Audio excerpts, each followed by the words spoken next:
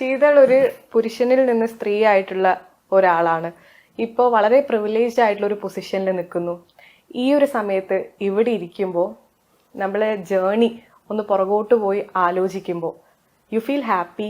ഈ ചോദ്യത്തിന് തന്നെ ചെറിയൊരു പ്രശ്നമുണ്ട്. ഒന്ന്, നമ്മള് ഈ അസൈൻഡ് ജെൻഡർ എപ്പോഴും മറ്റൊരാളാണ് അസൈൻ ചെയ്യുന്നത്. അതായത് ഒരു കുഞ്ഞ് ജനിക്കുമ്പോൾ അസൈൻ ചെയ്യുന്നത്. അതുകൊണ്ടാണ് ആ ശരീരത്തെ കുറിച്ച് നമ്മൾ എപ്പോഴും അഡ്രസ്സ് ചെയ്യുന്നത്, പുരുഷന്റെ ശരീരം എന്നുള്ളത്. ശരിക്കും അവിടെ നമ്മൾ ജനനം എന്ന് പറയുന്നത് വളരെ ഡൈവേഴ്സിറ്റി ആയിട്ടുള്ളൊരു സംഭവമാണ്. അപ്പൊ അത് മെയിൽ ആൻഡ് ഫീമെയിൽ ഓർഗനോട് കൂടി ആൾക്കാർ ജനിക്കുന്നു എന്നുള്ളത് ഒരു ക്രൈറ്റീരിയ ഉള്ളതിനപ്പുറം അവിടെ ഇന്റർസെക്സ് പേഴ്സൺസും ജനിക്കുന്നുണ്ട്. അതായത് ഒരു ശരീരത്തിൽ തന്നെ പുരുഷന്റെയും സ്ത്രീയുടെയും ഒക്കെ അവയവമുള്ള ആളുകൾ. അപ്പൊ അങ്ങനെ വളരെ വൈവിധ്യമുള്ള ഐ തിങ്ക് 164 ഐഡന്റിറ്റി ഇപ്പോൾ നമ്മൾ കണ്ടുപിടിച്ചു കഴിഞ്ഞു. അപ്പൊ അങ്ങനെ വളരെ ഡൈവേഴ്സിറ്റി ഉള്ള സ്ഥലത്താണ് നമ്മൾ നിൽക്കുന്നത്. അതുകൊണ്ട് തന്നെ ഈ ശരീരത്തെ നമ്മൾ എപ്പോഴും അഡ്രസ്സ് ചെയ്യുമ്പോൾ ഇങ്ങനെയുള്ളൊരു തോട്ട്സ് പലപ്പോഴും വരും. അപ്പോൾ എൻ്റെ ശരീരം അതായിരുന്നില്ല, മറ്റൊരാളാണ് പറയുന്നത് ഞാൻ ഇങ്ങനത്തെ ഒരു ശരീരത്തിൽ ജനിച്ച ആളായിരുന്നു. അപ്പൊ ഈ അസൈൻമെന്റ്, ഈ നിർണയം പലപ്പോഴും ഡോക്ടറോ അല്ലെങ്കിൽ ഫാമിലി മെമ്പേഴ്സോ ഇവരൊക്കെയാണ് ശരിക്കും നടത്തുന്നത്. ശരിക്കും ഞാൻ ആരാണെന്ന് എപ്പോഴാണ് ഞാൻ തിരിച്ചറിയുന്നത്, അപ്പോഴാണ് ഈ അസൈൻമെന്റ് നടക്കുന്നത്. ആ നിർണയിക്കാനുള്ള അവകാശം എനിക്ക് മാത്രമാണ്. വേറൊരു പേഴ്സണും, അത് എന്നെ ജനിപ്പിച്ച മാതാപിതാക്കൾക്ക് പോലും അതിനുള്ള അർഹതയില്ല. കാരണം ഞാൻ ആരാണെന്ന്, ഞാൻ എങ്ങനെയാ ജനിക്കണേന്നുള്ളത് എൻ്റെ മാതാപിതാക്കളുടെ അവബോധം ഉണ്ടെങ്കിൽ എനിക്ക് പ്രശ്നമില്ല. പക്ഷെ നമ്മൾ അങ്ങനെ ഒരു അവബോധമില്ലാത്തൊരു സ്പേസിലാണ് ഉള്ളത്. ബട്ട് ഞാൻ അങ്ങനെ ഒരു ലൈഫിൻ്റെ ജേർണിയിൽ ഒത്തിരി പ്രശ്നങ്ങൾ അനുഭവിച്ചിട്ടുണ്ട്. ഈവൻ ഞാനങ്ങനെ വലിയ പ്രിവിലേജ് ഉള്ള ആളൊന്നുമല്ല, ബട്ട് ഇങ്ങനൊരു പ്രിവിലേജ് സിസ്റ്റം ഉണ്ടാക്കിയെടുക്കാനായിട്ട് ഒത്തിരി കഷ്ടപ്പെട്ടിട്ടുണ്ട്. അത് ഞാൻ മാത്രമല്ല, എന്നെ ഒത്തിരി പേര് സഹായിച്ചിട്ടുണ്ടായിരിക്കാം, എൻ്റെ ചുറ്റുമുള്ളവര്.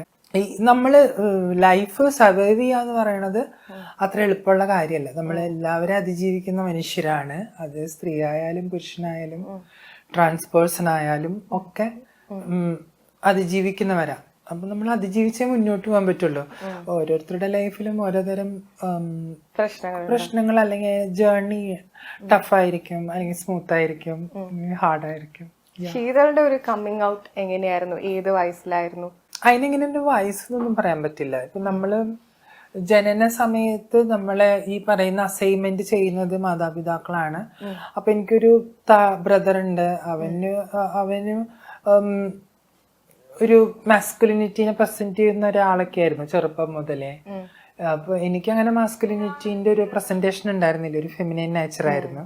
അപ്പൊ ആ ഫെമിനൈൻ നേച്ചറിനെ എപ്പോഴും ഹറാസ് ചെയ്യുക, ബുള്ളി ചെയ്യുക, ത്രെട്ടണിങ് ചെയ്യാം, അങ്ങനെയൊക്കെയുള്ള ഒരു സിസ്റ്റം എൻ്റെ ഫാമിലി സിസ്റ്റത്തിൽ ഉണ്ടായിരുന്നു. ദെൻ മൈ സ്കൂൾ, അവിടെ നിന്നും ഇഷ്യൂസ് ഉണ്ടായിരുന്നു. Then society. അപ്പം എൻ്റെ അല്ലെങ്കിൽ ഞാൻ ചൈൽഡ്ഹുഡ് എന്ന് പറയുന്നത് എനിക്കങ്ങനെ വലിയ മെമ്മറീസ് ഒന്നുമില്ല, ബട്ട് ബ്യൂട്ടിഫുൾ മെമ്മറീസ് ഒന്നുമില്ല. ബട്ട് ഇന്ന സമയത്താണ് നമ്മൾ തിരിച്ചറിയുക എന്നൊന്നുമില്ല. പല ഏരിയയിൽ തിരിച്ചറിയാം. അതിപ്പം എൻ്റെ ഫാമിലി മെമ്പേഴ്സിൽ ഒത്തിരി റിലേറ്റീവ്സിലൊക്കെ ഉണ്ടായിരുന്നു. അപ്പൊ അവര് ഇപ്പം എനിക്ക് എൻ്റെ ആന്റിയുടെ മകളുണ്ട്, അവളാണ് എനിക്ക് ഫ്രോക്കൊക്കെ തന്നിരുന്നത്.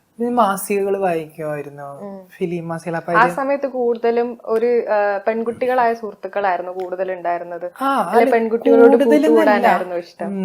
എന്റെ നേച്ചർ അങ്ങനെ ആയതുകൊണ്ട് തന്നെ അങ്ങനെ ഒരു അടുപ്പം ഉണ്ടായിരുന്നു.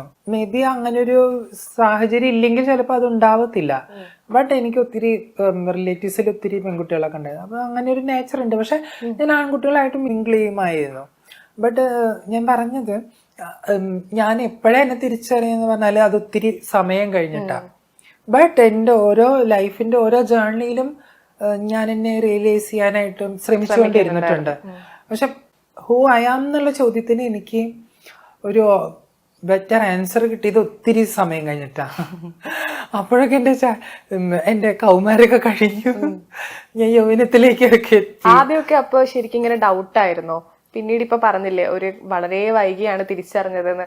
അപ്പോ ഒരുപാട് സമയത്ത് ഇങ്ങനെ ഡൗട്ട് ഉണ്ടായിരുന്നോ, ഞാൻ എന്താണ് മറ്റുള്ളവരിൽ നിന്ന് ഡിഫറെന്റ്? ഡൗട്ട്സ് എന്ന് പറഞ്ഞാല് നമുക്ക് നമ്മളെ തിരിച്ചറിയാൻ പറ്റുന്ന ഒരു സാമൂഹ്യ സാഹചര്യമല്ല ശരിക്കും. കാരണം നമ്മുടെ ഫാമിലി, ഇൻസ്റ്റിറ്റ്യൂഷൻ, നമ്മുടെ അഡ്വക്കസി, നമ്മുടെ എഡ്യൂക്കേഷൻ, ഇതൊക്കെ വളരെ മോശം ഏരിയ ആണല്ലോ. ഞാൻ പഠിക്കുന്ന കാലത്തൊന്നും ഇങ്ങനെയുള്ള ഒരു സാഹചര്യത്തെ കുറിച്ചൊന്നുമുള്ള നോളജ് സെൻസ് ഇല്ല എൻ്റെ എഡ്യൂക്കേഷൻ സിസ്റ്റത്തിൽ. ബട്ട് അത് ഇല്ലെങ്കിൽ പോലും ഞാൻ അനുഭവിച്ചിട്ടുള്ള ഹറാസ്മെന്റ്, ടീച്ചേഴ്സ്, സ്റ്റുഡൻസ്, ഇവരുടെ അടുത്ത് നിന്ന് നേരിട്ടിട്ടുള്ള സെക്ഷൽ ഹറാസ്മെന്റുകൾ, ഇതൊക്കെ എനിക്ക് വല്ലാത്ത അപകടങ്ങൾ ഉണ്ടാക്കിയിട്ടുണ്ട്. ഓൾറെഡി എനിക്ക് ഫിയർ ഉണ്ടായിട്ടുണ്ട്, ട്രോമ ഉണ്ടായിട്ടുണ്ട്, വയലൻസ് ഉണ്ടായിട്ടുണ്ട്. അപ്പം അത് കുറച്ചുകൂടി ഭീകരമായിട്ട് പോകുന്നത് ഹൈസ്കൂളിലൊക്കെ. അപ്പം സെക്ഷൽ വയലൻസ് ആണ്. ബാക്കിയുള്ള വയലൻസ് എന്ന് പറഞ്ഞാൽ നമ്മൾ ആരെങ്കിലും ചീത്ത വിളിക്കുകയോ അല്ലെങ്കിൽ മോശം പറയുകയോ ചെയ്താൽ നമുക്ക് മനസ്സിനാണ് മുറിവുണ്ടാവുന്നത്. പക്ഷെ ശരീരത്തിന് മുറിവുണ്ടാവുന്നത് ഈ പറയുന്ന സെക്ഷൽ വയലൻസ് ഒക്കെ നടക്കുമ്പോഴാണ്. അപ്പം അത് നമുക്ക് ഒട്ടും പറ്റത്തില്ല. അത് ഞാൻ 9th ഡ്രോപ്പ് ഔട്ട് ആയതിനു ശേഷമാണ് ബാംഗ്ലൂരിൽ പോകുന്നത്. ഈ സെക്ഷൽ വയലൻസ് എന്നൊക്കെ പറഞ്ഞല്ലോ, ഇപ്പോഴും ഈ ഒരു ട്രോമയിൽ നിന്ന് ശീതൾ റിക്കവർ ആയിട്ടുണ്ടോ? ഇപ്പൊ ഞാനിത് പറയുമ്പോ പോലും എനിക്ക് അത് ഓർക്കണല്ലോ. ഇപ്പൊ എന്റെ ലൈഫിനെ കുറിച്ച് ഞാൻ ഒത്തിരി സ്ഥലങ്ങളിൽ ഇങ്ങനെ ഷെയർ ചെയ്തിട്ടുണ്ട്. അപ്പം അല്ലെങ്കിൽ ആരെങ്കിലൊക്കെ ഇപ്പൊ ഞാൻ റിസോഴ്സ് പേഴ്സണും കൂടിയാണ്. അപ്പോൾ ക്യാമ്പസുകളിലോ സ്കൂളുകളിലൊക്കെ ക്ലാസ് എടുക്കുമ്പോൾ ഈ ചൈൽഡ് അബ്യൂസിനെ കുറിച്ചൊക്കെ സംസാരിക്കേണ്ടി വരുമ്പോൾ ഞാൻ ചിലപ്പോൾ എൻ്റെ അനുഭവം എക്സ്പീരിയൻസ് ചെയ്യാറുണ്ട്, അല്ലെങ്കിൽ അവരുടെ അടുത്ത് ഷെയർ ചെയ്യാറുണ്ട്. അപ്പൊ ഞാൻ അതിലേക്ക് ഓർക്കും. അപ്പൊ എനിക്ക് ആ ഒരു മെമ്മറി വരും. അപ്പൊ ചെറുതായിട്ടൊക്കെ പക്ഷെ ഞാൻ അതിനെയൊക്കെ ഓവർകം ചെയ്യാൻ പഠിച്ചു. ബട്ട് എന്നിരുന്നാലും നമുക്ക് മനസ്സുകൊണ്ട് വേദനിച്ച നേരിട്ടൊരു സംഭവത്തെ നമ്മൾ വീണ്ടും കാലങ്ങൾക്ക് ശേഷം ഓർത്തെടുക്കുമ്പോഴും അതിന്റെ ഒരു എഫക്റ്റും അതിന്റെ ഒരു ഡെപ്തും നമ്മുടെ ഉള്ളിൽ ഉണ്ടായിരിക്കും. ഈ വയലൻസ് ഒക്കെ നേരിട്ടു, ഒരുപാട് ബുള്ളിങ് നേരിട്ടു എന്നൊക്കെ പറഞ്ഞില്ലേ? അപ്പോ കൂടെ പഠിക്കുന്ന കുട്ടികളിൽ നിന്നാണ് നേരിട്ടിട്ടുള്ളത്. അപ്പൊ ആ സമയത്ത് നമ്മൾ എപ്പോഴും ചെറിയ കുട്ടിയായിരിക്കുന്ന സമയത്ത് സ്കൂളിൽ നിന്ന് എന്തെങ്കിലും പ്രശ്നം നമുക്കുണ്ടെങ്കിൽ നമ്മൾ ആദ്യം ഓടിപ്പോയി പറയാ വീട്ടുകാരുടെ അടുത്തായിരുന്നു.